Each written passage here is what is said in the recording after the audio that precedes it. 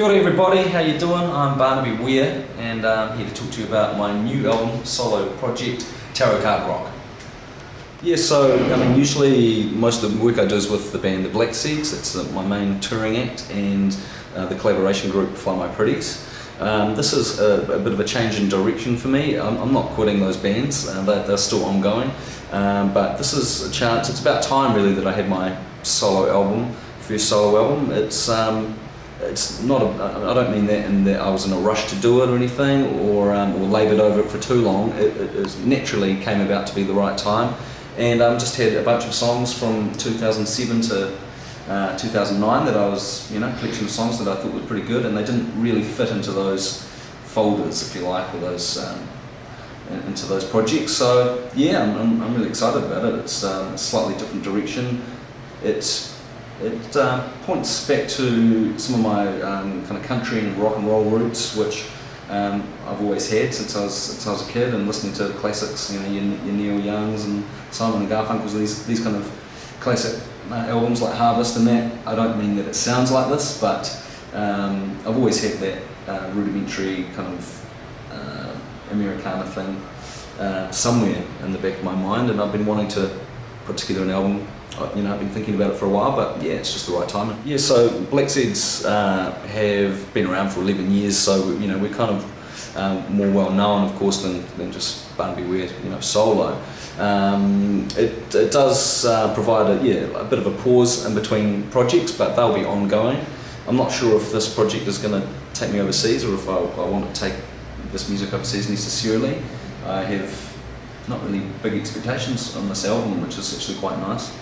To feel that I'm happy with how the album is, happy with how it looks and how it sounds, and then I'm just keen to get it out there as much as possible. But in terms of the big picture, let's go to New York, let's go to Paris, let's try and make it big.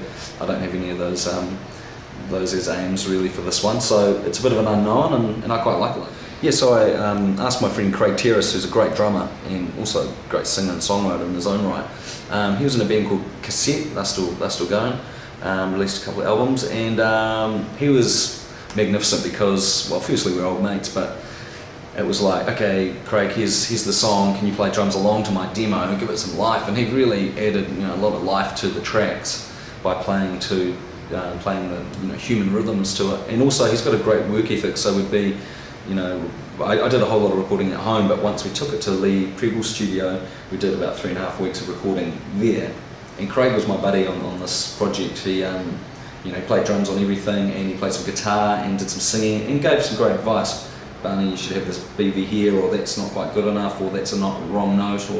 So yeah, Craig was, apart from being a real funny guy, a funny bastard, and a lot of fun to be around. He's really a professional musician, and he's got great ears, so it was awesome having him on board. Yeah, well, it's been, well, the Black Seeds have been together 11 years, but I guess the last 6 years we've all seen a resurgence in roots reggae, and modern roots reggae from New Zealand or from the Pacific Islands has been quite popular, and I do understand that there is, in certain musical groups and scenes, there's a reaction against that because it became quite popular, and it's not necessarily what people like to think of as real Kiwi music, or a bunch of suburban guys, white guys from Wellington doing their take on Jamaican reggae, which isn't necessarily what it was anyway. I mean, the Black Seeds are into all things retro, soul, funk, Latin grooves, Afrobeat, and reggae, and we've always not quite fitted the square in the round hole. We haven't really always fitted in, but I think the people that don't necessarily get it have written us off from day one, and that's fine, and everyone's allowed their own opinion on the music and the music coming from Wellington. And that's not to say that it's all roots reggae coming from Wellington. As we know, our friends the Phoenix Foundation and lots of other groups make different kinds of music. So I'm not offended by people's opinions on what they think is the scene, or whether they think it's valuable or not in our musical history. I believe it is. And I think this album, Tarot Card Rock, is probably going to be a bit of a surprise for some of these people that are expecting a reggae-fied album from me.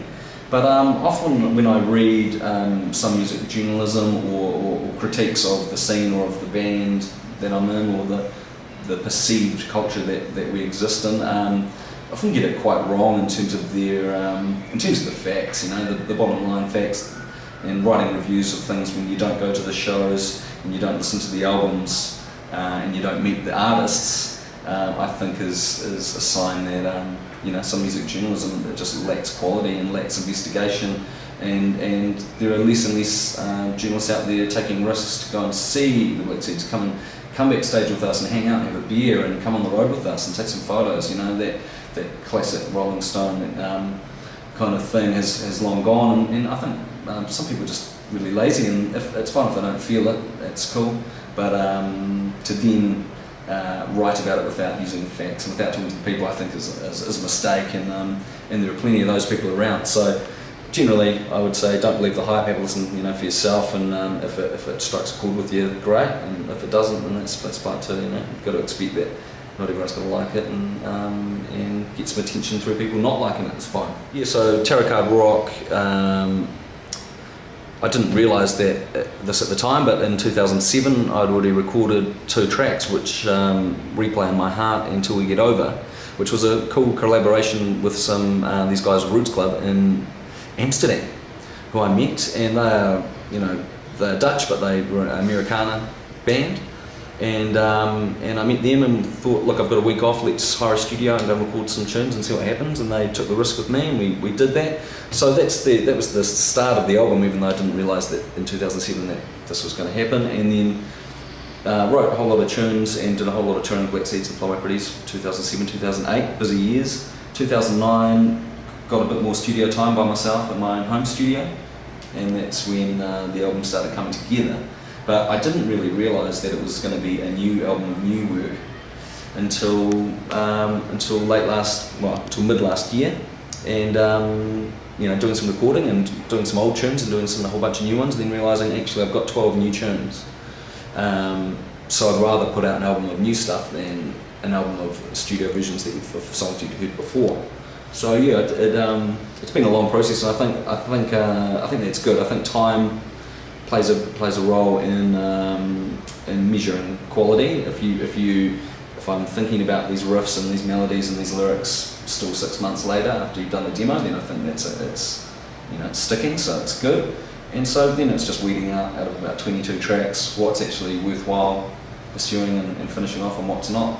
But definitely the time spent with Lee Preble at Surgery and Craig Terrace just made it really come together and actually made it an album, was before it was a collection of demos.